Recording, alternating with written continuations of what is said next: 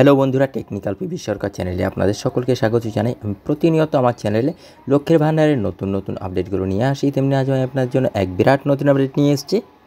চলতি মাসের 1 তারিখ থেকে শুরু হয়েছে লক্ষ্মীর ভান্ডারের টাকা দেওয়া।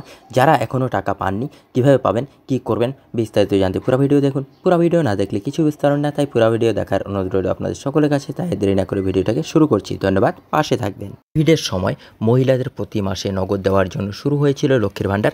এর অধীনে এসসি এসটি মহিলাদের প্রতি মাসে এখন 1200 টাকা এবং সাধারণ শ্রেণীর মহিলাদের ব্যাংক অ্যাকাউন্টে প্রতি মাসে 1000 টাকা করে পাঠানো হচ্ছে।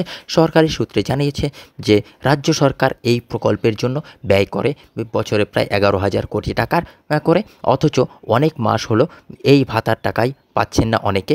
সেই সঙ্গে যারা বার্ধক্য ভাতার অনুদান পান তাদের ব্যাংক অ্যাকাউন্টেও ঢুকছে না টাকা।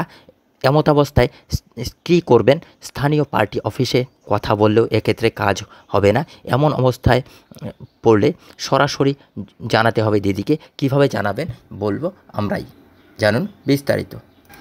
পশ্চিমবঙ্গে লক্ষ্মীর ভান্ডার প্রকল্পের জন্য মহিলা ও শিশু উন্নয়ন বিভাগের মর্যাদাপূর্ণ স্কচ পুরস্কার পেয়েছে। মুখ্যমন্ত্রী মমতা বন্দ্যোপাধ্যায়ের নিজেই টুইট করে এই কথা জানিয়েছেন। মুখ্যমন্ত্রী মমতা বন্দ্যোপাধ্যায় বলেছেন যে এই সম্মান তার সরকার এবং রাজ্যের প্রায় 2 কোটি মহিলার জন্য, যারা এই প্রকল্পের মাধ্যমে মমতাময়ী হয়েছেন। নারীদের ক্ষমতায়ন সরকারের অগ্রাধিকার। আর এই স্কচ পুরস্কার কেন দেওয়া হয় বা কারা দেয় জানেন তো? স্কচ অ্যাওয়ার্ড দেওয়া হয় শাসন অন্তর্ভুক্তমূলক প্রবৃদ্ধি, প্রযুক্তি ব্যবস্থাপনা, কর্পোরেট নেতৃত্ব, নাগরিক সেবা প্রদান, ক্ষমতা বৃদ্ধি এবং ক্ষমতায়নের জন্য। আর এই যথার্থভাবে এই সেবা প্রদানের অন্যান্য একটি নম্বর বের করা হয়েছে মমতা সরকার। ওই নম্বরটি ডায়াল করলেই হবে। সূত্র বলছে এখন প্রায় 2 কোটিরও বেশি মহিলা এই অনুদানের ভাগিদার। আর এই 2 কোটির অনেকেই 3 মাস অন্তর অনুষ্ঠিত হওয়ার দুয়ারে সরকার শিবিরে আবেদন করা সত্ত্বেও টাকা পাচ্ছেন না।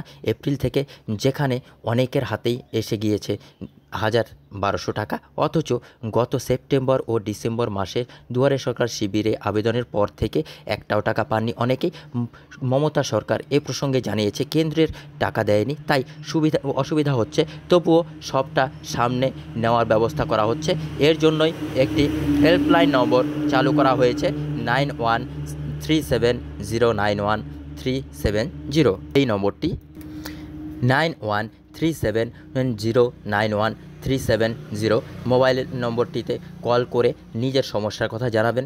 প্রথমে সবটা শুনে সরকারি আধিকারিকরা এসে আপনার আবেদনের নথিপত্র দেখে টাকা পাওয়ার ব্যবস্থা করবেন। নথিপত্রের কোনো সমস্যা থাকলে ফের আবেদন করতে পারবেন।